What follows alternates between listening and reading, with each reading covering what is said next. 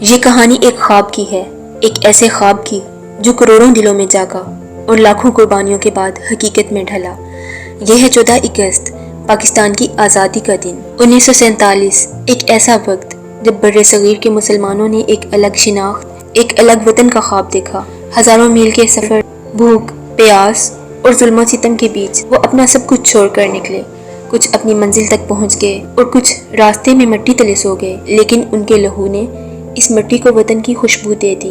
آج گلی گلی سبز ہلالی پرچم لہراتا ہے، بچے خوشی سے نغمے گاتے ہیں، شہر جگمگا اٹھتے ہیں، دلوں میں فخر کی لہر دوڑ جاتی ہے۔ یہ دن ہمیں یاد دلاتا ہے کہ ہم آزاد ہیں، اپنے فیصلے خود کرتے ہیں، اپنی تقدیر خود لکھ سکتے ہیں۔ لیکن یاد رکھو، آزادی صرف جشن کا نام نہیں، ذمہ داری کا بھی نام ہے۔ یہ ہم سے وفاداری، محنت اور قربانی کا تقاضا کرتی ہے۔ ہمیں اپنے وطن کو اس مقام پر لے جانا ہے جہاں آنے والی نسلیں فخر سے کہیں، یہ ہے پاکستان، یہ ہے ہمارا گھر۔